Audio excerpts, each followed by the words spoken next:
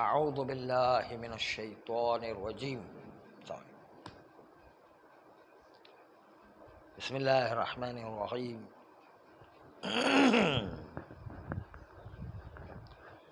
وبہ نستعین وہو خیر معین. 4 روایتیں تھیں جس کے ذریعے سے علم اجمالی کے اطراف میں اصالۃ الحلیات جاری کریں. ان 4 روایتوں میں سے 3 روایتیں اس پر تو سندن و متنن اشکال وارد تھا کہ وہ ترخیص کی اجازت نہیں دے سکتے ہیں. صرف ایک روایت رہ گئی عبداللہ ابن سنان کی. آئیے دیکھیے اس کے ذریعے سے ہم ترخیص در علم اجمالی آیا ثابت کر سکتے ہیں یا ثابت نہیں کر سکتے.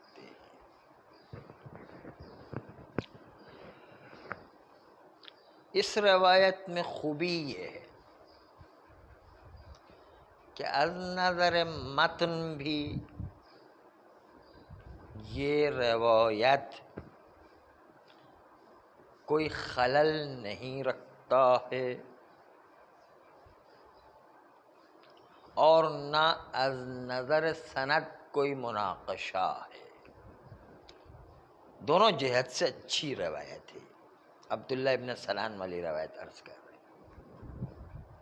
یہ ایک روایت صرف ایسی ہے کہ جس کے ذریعے سے علم اجمالی میں ترخیص کو ثابت کرنا چاہتے ہیں، اور روایت بھی صحیحہ روایت ہے. صحیح روایت میں یوں وارد ہوا ہے: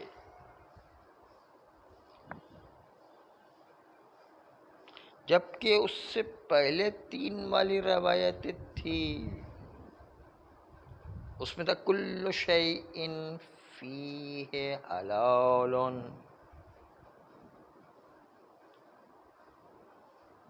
وحرام فہو لک حلال.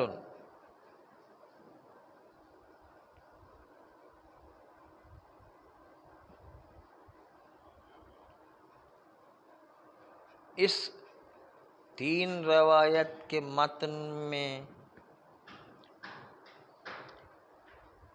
3 احتمالات پیدا ہوتے تھے. سوال کرو.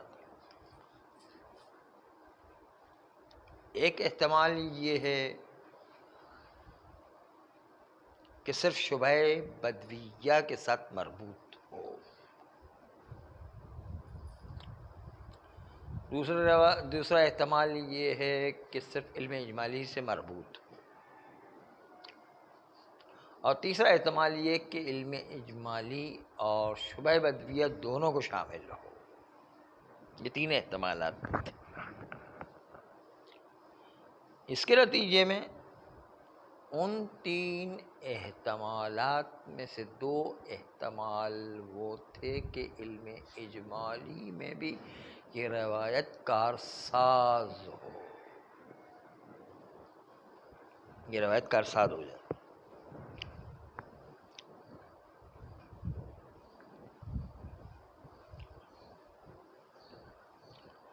اور یہ 2 احتمال مورد تقویت بھی قرار پائے. آئیے اب روایت کا معنی مصداق پر تطبیق کرتے ہوئے آپ کے سامنے پیش کر رہے ہیں.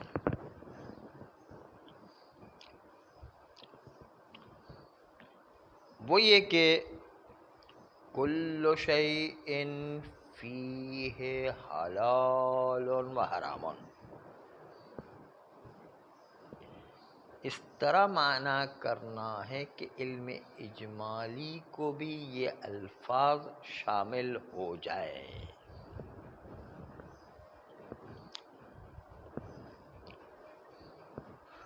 تو اب شیئن کا معنی اس طرح کریں کہ علم اجمالی کو شبہ بدویہ کے علاوہ شامل ہو جائے۔ یوں معنی کریں گے، یہ دو ظرف کے جس میں سے ایک نجس ہے اور ایک پاک ہے، یہ دو ظرف، یہ دو مائع، آپ علم اجمالی بخمریت یکی از دو ظرف رکھتے ہیں۔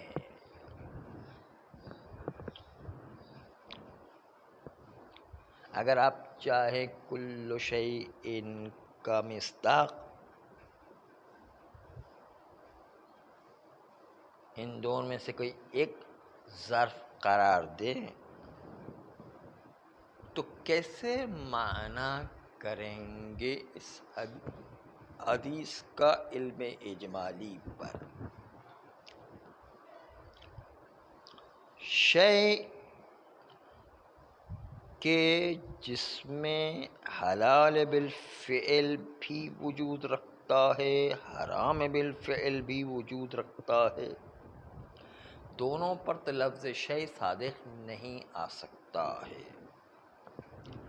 تو معنی کریں گے شیء کا مجموع المائین، دو پانی میں سے دونوں کا مجموعہ، اس میں حلال بھی ہے، مجموعے میں حرام بھی ہے، تو پھر علم اجمالی پر تطبیق کر جائے گا۔ چیز ہے، لیکن چیز یہاں پر اگر معنی کریں تو کون سی چیز؟ یعنی اگر ایک چیز کو لیتے ہیں تو پھر اس کے سلسلے میں بات یہ ہوگی کہ ایک چیز کے اندر حلال بھی ہو اور حرام بھی ہو، یہ روایت تطبیق نہیں کرتی۔ ایک ہی چیز حلال بھی ہو حرام بھی ہو تو ہو ہی نہیں سکتا، تو کہیں گے مجموع المائین۔ شیء کا مطلب کیا کریں گے؟ مجموع المائین کریں گے، علم اجمالی پر تطبیق کرے گا۔ شیء بمعنی مجموع المائین، مجموع المائین اس کے اندر حلال بھی ہے اور اس کے اندر حرام بھی ہے۔ ہاں، حلال خل ہے اور حرام خمر ہے۔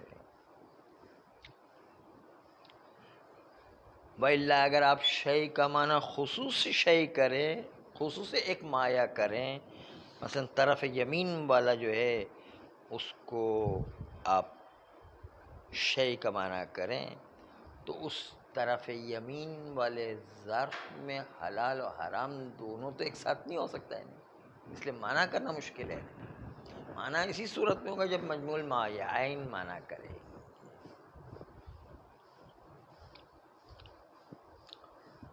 تاکہ روایت عبداللہ ابن سنان جو سندن بھی صحیح ہے اور دلالتاً و متن کے لحاظ سے بھی کوئی خرابی نہیں ہے، اس کو علم اجمالی پر منطبق کیا جا سکے۔ ایسی روایت بہت کم ملتی ہے کہ جو سندن و متنن دونوں لحاظ سے اچھی ہو، تو اس روایت کو تو ہم ضائع نہیں کر سکتے ہیں، اس کو کسی طریقے سے معنی کرنا ہے۔ ٹھیک ہے، شبہ بدویہ پر بھی تطبیق کرتی ہے، لیکن شبہ بدویہ کے علاوہ علم اجمالی پر بھی تطبیق کرنے کے لیے اس طرح معنی کریں گے تو علم اجمالی پر بھی منطبق ہو جائے گی۔ صرف اس میں ایک اشکال پیدا ہو رہا ہے، آپ کو اصل اس اشکال ہی کی طرف توجہ دینا ہے، کیونکہ ہاں اصل تو مقدم، اصل نظر وہ اشکال پر ہے۔ اشکال کے بعد اشکال کا جواب جو اس کی طرف بھی توجہ رکھنا ہے۔ جواب پر پھر اشکال آئے گا، پھر اس جو اشکال کا جواب آئے گا. یہ اصل جو ہے اب اصل شروع ہو رہا ہے نا. اسی کو تو حدیث فہمی کو آسان کام تھوڑی کہنا.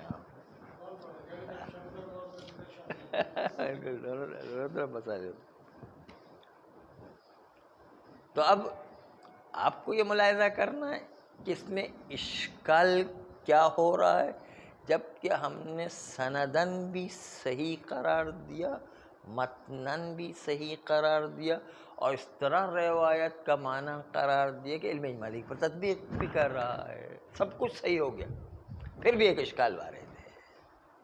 وہ اشکال جو ہے اس پر آپ کو توجہ کرنا ہے.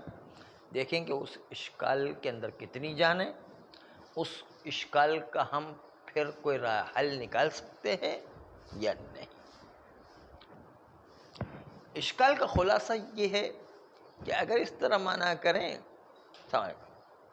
اس طرح معنی کریں تو لازم ہے کہ مجموع الماءین اس کے اندر حلال و حرام ہے، تو یہ تو دو اطراف علم اجمالی دونوں کے دونوں حلال ہو جائیں گے، کیونکہ اس کے اندر مجموع الماءین میں اس طرف والا بھی شامل ہے، مجموع الماءین میں اس طرف والا، دونوں کے اندر جو ہے فی حلال و حرام آئے گا، اور دونوں طرف کے اندر جو ہے یہی روایت جو تطبیق کرے گی، اور دونوں کے دونوں حلال ہو جائیں گے.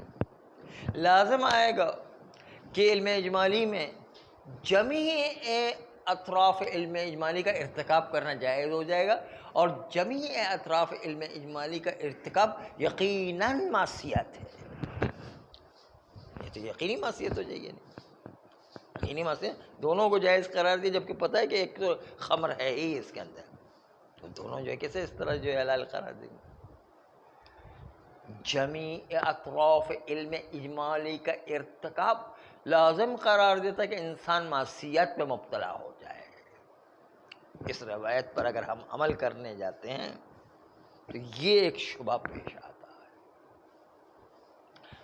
مجموع الماءین فیہ حلال و حرام فهو لک حلال. مجموع الماءین جہاں پر حلال و حرام ہو، اگر آپ کو شک ہو جائے تو وہاں پر آپ اس کو حلال سمجھیں. اس دائیں طرف والے کو بھی حلال سمجھیں گے، بائیں طرف والے کو بھی حلال سمجھیں گے. دونوں کے دونوں جب حلال ہو گئے تو ارتکاب در جمیع اطراف علم اجمالی ہو جائے گا. ارتکاب در جمیع اطراف علم اجمالی مساوی و معصیت ہے، کیونکہ یقیناً خمر تو ہے اس کے اندر ایک، پتہ ہے ہمیں، اور معصیت کا ارتکاب قبیح ہے، اور یہ روایت قبیح چیز پر تطبیق نہیں کر سکتی کہ معصیت پر تطبیق کر جائے. یہ اشکال کا خلاصہ تھا. ہاں اشکال بھی خطرناک اشکال ہے، بالکل اشکال بہترین اشکال ہے.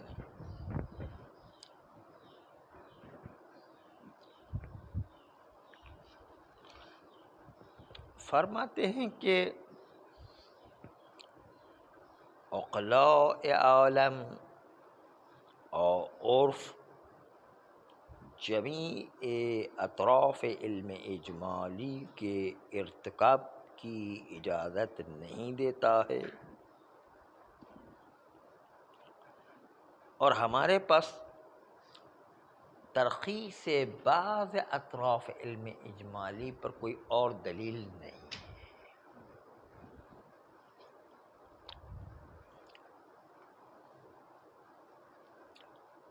لیکن اس کا جواب یہ دیا جا سکتا ہے. اب جواب کی طرف آ رہے کہ روایت مسعدہ ابن صدقہ کو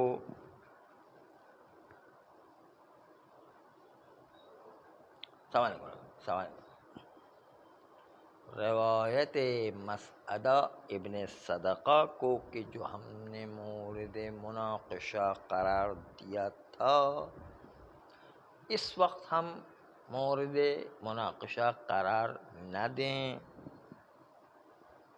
اور فرضاً یہ کہیں کہ روایت مسعدہ ابن صدقہ قابل استفادہ و قابل استدلال ہے.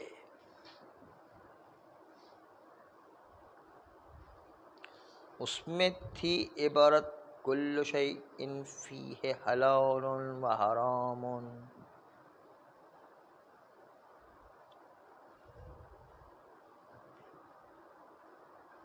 اس میں عبارت تھوڑی سی مختلف تھی، اور وہ عبارت اس طرح تھی کہ کل شیء هو لک حلال،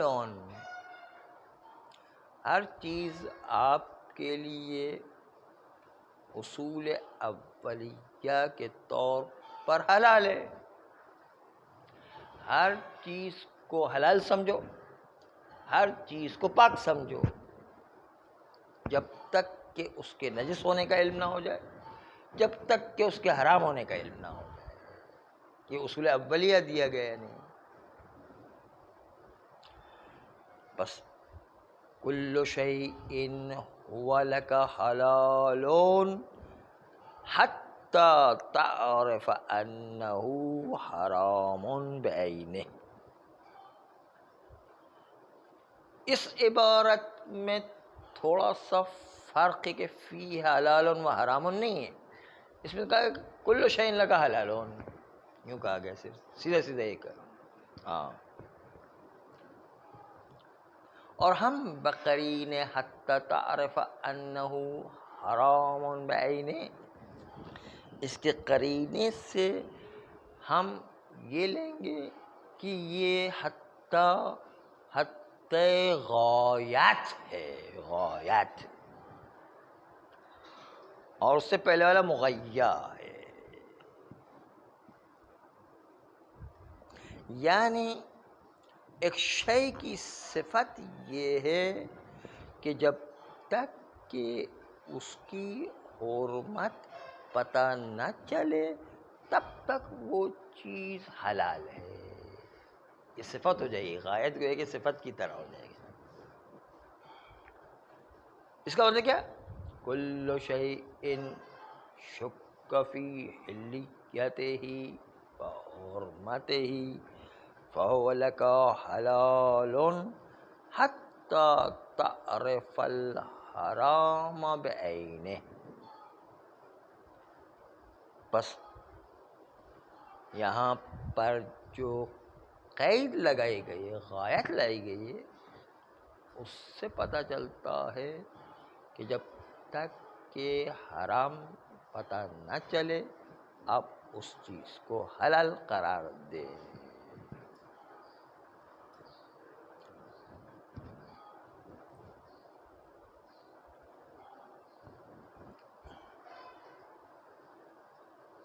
اب آپ کے سامنے اس نکتے کو لے کر آ رہے، ابھی جواب مکمل نہیں، ایک تھوڑا حد تک آگے بڑھا ہے. اب بتانا چاہتے ہیں کہ روایت مسعدہ ابن صدقہ بعض اطراف علم اجمالی کی اجازت دے رہا ہے، جمیع اطراف کی اجازت نہیں دے رہا ہے. یہ خود قرینہ ہے اس بات کے اوپر کہ علم اجمالی کے اندر بعض اطراف علم اجمالی جو ہے اس کے ارتکاب کی اجازت ہوا کرتے، کل جمیع اطراف علم اجمالی کے ارتکاب کی اجازت نہیں ہے. آئیے اب مسعدہ ابن صدقہ کی روایت سے بعض اطراف کو ثابت کریں گے تاکہ جمیع اطراف کے ارتکاب کے نتیجے معصیت وجود میں نہ آ جائے. وہ کہتے کل شیء طاہر حتی تعلم انہ نجس کی طرح یہ روایت جو مسعدہ ابن صدقہ کی روایت ہے کہ کل شیء لک حلال حتی تعرف الحرام بعینہ، یہ بھی اسی طریقے سے، یعنی ہر چیز، کل شیء کا معنی کیا کریں؟ کل شیء شک فی طہارتہ و نجاستہ فہو طاہر، یہ معنی کرتے ہیں. اس طرح یہاں پر بھی روایت مسعدہ ابن صدقہ کی روایت کا معنی کریں، کل شیء لک حلال کا مطلب کل شیء فیہ شک فی حرمتہ و شک فی حلیتہ و حرمتہ فہو لک حلال. اس کا معنی بھی یہی کریں گے. یعنی ہر وہ چیز جس کے اندر آپ کو شک پیدا ہو رہا ہے کہ حلال ہے یا حرام ہے، تو آپ اس کے اندر حلال جاری کریں۔ تو اس کا مطلب کیا ہوا؟ اس کا مطلب یہ کہ علم اجمالی میں ایک طرف ہی جب ہم نے شک کی بنیاد پر حلیت جاری کر دیا تو دوسری طرف یقیناً حلیت جاری نہیں کر سکتے ہیں۔ تو یہ روایت بعض از اطراف علم اجمالی کے ارتکاب کی اجازت دے رہی ہے۔ یہ یہاں پر مجموع کو موضوع نہیں قرار دیں گے، خود شے کو موضوع قرار، شے فیہ شک فی حلیتہ و حرمتہ، یہ معنی کریں۔ مجموع الماء، یہ عین شے کا معنی نہیں کر رہے ہیں، شے کا معنی شے کرتے ہیں، لیکن شے شک فی حلیتہ و حرمتہ یہ معنی کرتے ہیں۔ تو اس کے نتیجے کے اندر کیا ہے؟ جس کے اندر بھی شک ہوتا ہے اس کو ہم جاری کریں گے، دوسرا خود بخود جو ہے حرام ہو جائے گا۔ ایک جب ہم نے حلال قرار دیا دوسرا خود بخود ہی حرام ہو جائے گا۔ بس اس کا مطلب ہم نے دائیں طرف کے اندر جب اطراف علم اجمالی کے اندر اصل براءت جاری کر دیا، شک فی حلیتہ و حرمتہ، تو اس کا مطلب یہ ہے کہ وہ جو ہے مسعدہ ابن صدقہ کی روایت جو ہے بعض از اطراف علم اجمالی کے اندر جاری کرنے کے بعد دوسری طرف جو ہے خود بخود حرام ہو جائے گا علم اجمالی کی وجہ سے۔ مستشکل اشکال کرتا ہے کہ نہیں؟ مستشکل اشکال کرتا ہے کہ نہیں؟ آپ اس طرح بھی معنی کریں گے تو پھر بھی دونوں اطراف علم اجمالی کو شامل ہو جائے گا، اس لیے کہ مستقلاً اس کو دیکھیں دائیں طرف والے برتن کو کہ کل شیء شک فی حلیتہ و حرمتہ فہو لک حلال، دائیں طرف میں بھی جاری ہے۔ بائیں طرف کو دیکھیں کل شیء شک فی حلیتہ و حرمتہ فہو لک حلال، بائیں طرف میں بھی جاری ہے، دونوں میں جاری ہو رہا ہے، دو مستقل الگ الگ چیزیں۔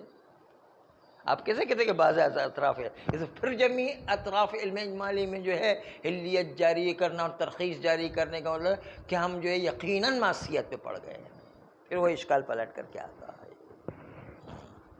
تو اب کیا کریں گے؟ کہتے ہیں ہاں آپ کے سامنے ہم اس مسئلے کو ذرا اور وضاحت سے بیان کریں گے، اور وہ یہ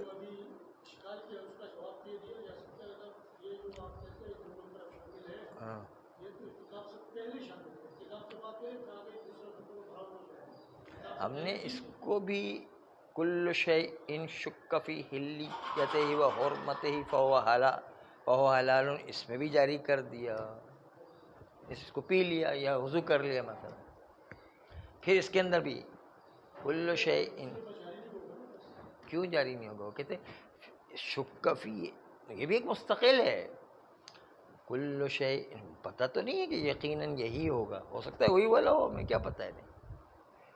کل شیء شک فی حلیتہ و حرمتہ فہو لک حلال، اس کے اندر بھی جاری ہو سکتا ہے، دونوں کے اندر جاری ہو سکتا ہے، دونوں کے اندر جاری ہو سکتا ہے۔ تو اس کا مطلب یہ ہوا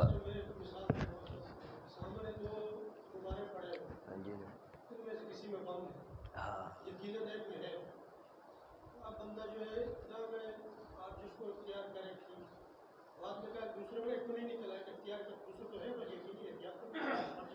ہاں صحیح ہے، لیکن اس لیے نظر آتا ہے، لیکن یہ نجس چیز تو پھٹتی نہیں ہے نا، وہ نظر نہیں آتی، وہ بم کی مثال یہاں تطبیق نہیں کرے گی نا، ذرا بم کی مثال پھٹ جانے سے نظر آئے گا، لیکن یہاں سے پھٹ جانے میں نظر ہی نہیں آئے گا۔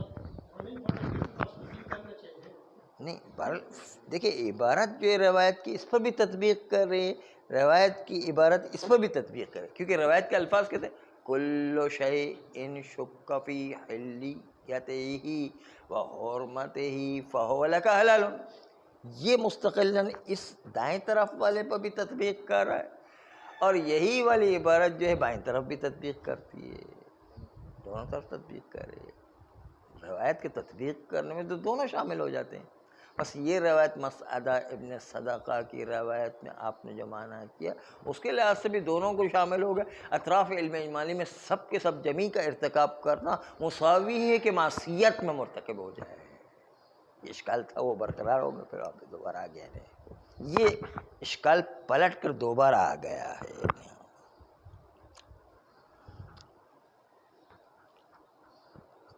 اس لیے جب یہ روایت وہ دونوں پر تطبیق کر رہی ہے، کوئی آ کر کے کہے کہ چلو ہم نے کسی ایک کو ترجیح دے کر ایک کے اندر حلیت جاری کی اور دوسرے کو حرام قرار دے دیا، اس بنیاد پر کہ علم اجمالی ہے کہ دونوں میں سے کوئی ایک تو نجس ہے ہی، اس لیے ہم نے ایک کو حلال قرار دیا دوسرے کو حرام قرار دے دیا، اس روایت کی بنیاد پر ایک طرف ہم نے جاری کیا، دوسرے کو ہم نے جاری نہیں کیا ہے۔ کہتے یہ جاری ایک میں کر رہے ہیں دوسرے میں نہیں کر رہے ہیں، یہ ترجیح ہے بلا مرجح ہے، اس میں جاری کر رہے اس میں کیوں جاری نہیں کر رہے، یا اس میں جاری کرے اس میں کیوں جاری نہیں کر رہے ہیں، ترجیح بلا مرجح لازم آتا ہے، اس لیے جو ہے ترجیح بلا مرجح بھی قوی ہے، اس لیے وہ بھی نہیں ہو سکتا ہے۔ نہیں کوئی آ کر کے کہے کہ نہیں ہم جو ہے ایک اور چیز ہے، کہیں کہ احدہما، یہ اجمالی جو ہے، کہیں کہ کل شیء فیہ شک فی حلیتہ و حرمتہ، جب حلال و حرام میں شک ہو جائے تو ہم فہو لک حلال، یہ آپ کے لیے حلال ہے، اس میں عنوان احدہما لے کر آ جائے، کہتے ہیں حلال بعنوان احدہما وہ آپ کے لیے حرام ہے، اور ایک احدہما حلال ہے۔ اگر احدہما کے عنوان سے ایک کے اندر جاری کریں تو ٹھیک ہے کہ احدہما کا عنوان وہ ہے کہ جس کے اوپر حلیات جاری ہو سکتی ہے، لیکن احدہما عنوان واقعی نہیں ہے، یہ عنوان جعلی و عنوان انتزاعی ہے، عنوان واقعی نہیں ہے، عنوان واقعی پر حلیت جاری نہیں ہو سکتی، عنوان واقعی پر حلیت جاری ہوتی ہے، عنوان انتزاعی اور عنوان جعلی پر جو ہے وہ حلیت جاری نہیں ہو سکتی ہے، اس لیے احدہما کا عنوان بھی لانا صحیح نہیں ہے۔ بس محظور ہر طرف سے موجود ہے، اگر ہم اس روایت کو تطبیق کریں سیدھے ہاتھ والے لیوان پر تو الٹے والے ہاتھ پر کیوں آپ نے تطبیق نہیں کیا؟ ترجیح بلا مرجح ہے۔ اگر جو ہے الٹے ہاتھ والے پر تطبیق کرتے ہیں تو پھر سیدھے ہاتھ والے پر کیوں تطبیق نہیں کیا؟ ترجیح بلا مرجح اس میں بھی۔ دونوں پر تطبیق کرتے ہیں تو ارتکاب در اطراف علم اجمالی جمیع افراد میں ہو جاتا ہے اور یہ معصیت ہو جایا کرتی ہے۔ اور احدہما کا عنوان لے کر آ جائے تو احدہما کا عنوان واقعی نہیں، عنوان انتزاعی و جعلی ہے، اس کے اوپر حکم نہیں آیا کرتا ہے۔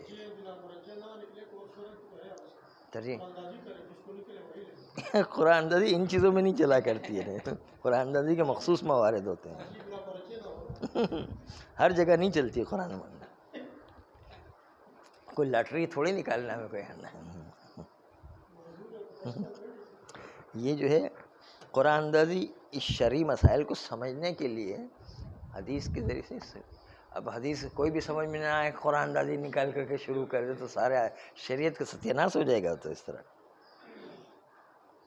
بس اس لیے چاروں طرف سے مسعدہ ابن صدقہ کی روایت میں اشکال وارد ہے، دونوں پر تطبیق کریں تو لازم آئے گا ارتکاب ترخیص در اطراف جمیع اطراف علم اجمالی، اور وہ معصیت ہے نہیں۔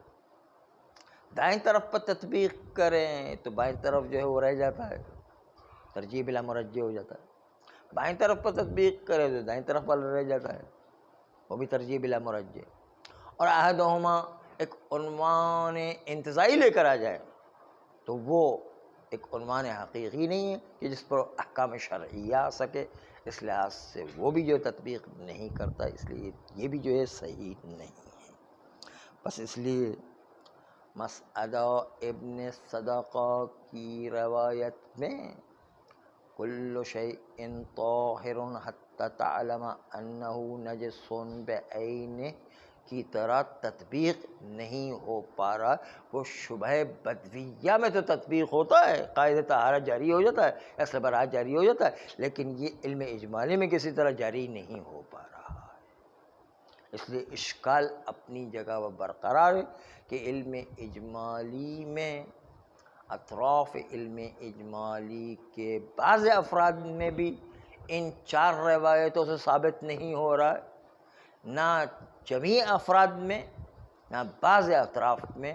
اس لیے مقام ثبوت میں امکان عقلی تو ہے، لیکن مقام اس بات میں ان 4 روایات کے ذریعے سے کہ جس میں ایک روایت تو بالکل صحیح تھی سندن و متن، اس کے باوجود یہ اشکال برقرار ہونے کی وجہ سے علم اجمالی کے اطراف علم اجمالی جمیع میں ارتکاب کا نتیجہ ہوتا ہے کہ معصیت واقع ہوتی جو قبیح ہے.